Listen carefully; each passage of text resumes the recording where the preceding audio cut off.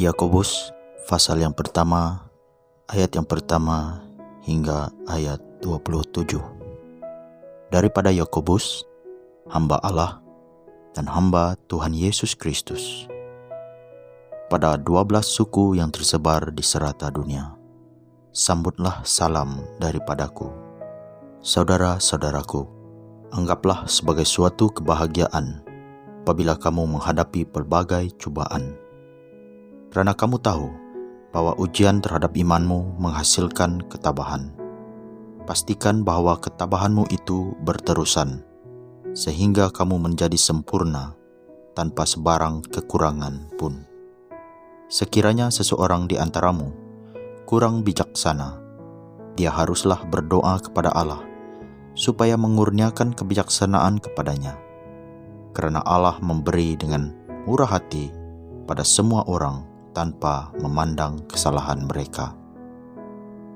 Akan tetapi, apabila dia memohon, dia mesti beriman sepenuhnya. Dia tidak harus ragu-ragu, karena orang yang ragu-ragu itu umpama ombak laut yang terumbang-ambing ditiup angin. Orang seperti itu tidak boleh berharap untuk menerima apa-apa daripada Tuhan. Pendiriannya tidak tetap, dan dia sentiasa teragak-agak melakukan sesuatu. Saudara yang hidup dalam keadaan sederhana patut bermegah dengan kedudukannya yang tinggi. Orang yang kaya pula patut bermegah dengan kedudukannya yang rendah, karena dia boleh lenyap laksana bunga rumput. Sewaktu matahari meninggi, sinarnya yang panas menyebabkan rumput itu layu, sehingga bunganya gugur, lalu musnah keindahannya. Begitulah halnya dengan orang kaya yang akan lenyap ketika mengurus perniagaannya. Diberkatilah orang yang tabah menghadapi cubaan.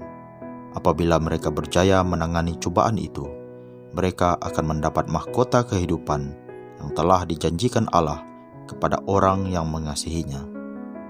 Sekiranya seseorang tergoda ketika menghadapi cubaan demikian, tidaklah wajar dia berkata, "Godaan ini datang daripada Allah." Allah tidak dapat digoda oleh kejahatan, dan Allah tidak menggoda sesiapa. Seseorang tergoda karena terjerat oleh nafsu jahatnya sendiri. Apabila dia menurutkan nafsu jahatnya itu, wujudlah dosa, dan dosa yang matang akan membawa kepada kematian.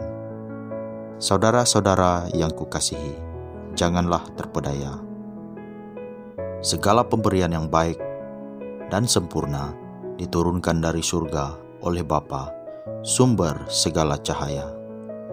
Dia tidak berubah dan tidak seperti bayangan yang berubah-ubah bentuknya. Dengan kehendaknya, dia mencipta kita melalui firman-Nya yang benar. Dengan demikian, kita menjadi yang sulung antara semua makhluk-Nya. Saudara-saudara yang kukasihi, sebagaimana kamu tahu, seseorang haruslah cepat mendengar, lambat bercakap, dan lambat menjadi marah. Orang yang marah tidak dapat melakukan perbuatan yang benar dan diredai Allah. Oleh itu, kikislah segala tabiat buruk dan kelakuan jahat. Kemudian terimalah firman yang disemaikannya ke dalam hatimu dengan rendah hati, karena firman itu dapat menyelamatkan jiwamu. Namun demikian, jangan tipu dirimu dengan hanya mendengar firman. Lakukanlah firman itu. Seseorang yang mendengar firman tetapi tidak melakukannya adalah ibarat orang yang berdiri di hadapan cermin, meneliti dirinya, kemudian pergi dari situ dan terus lupa akan rupanya. Namun demikian orang yang meneliti hukum yang sempurna, yaitu hukum yang dapat membebaskan manusia, dan melakukannya, akan diberkati dalam segala tindakannya. Karena dia tidak hanya mendengar lalu melupakannya. Jika seseorang menganggap dirinya taat beribadat, tetapi tidak mengekang lidahnya, maka ibadatnya sia-sia dan dia menipu diri sendiri. Allah Bapa berfirman bahwa ibadat yang murni dan tulen ialah menolong anak yatim piatu dan balu yang menanggung kesusahan, serta menjaga diri daripada dicemari kejahatan dunia.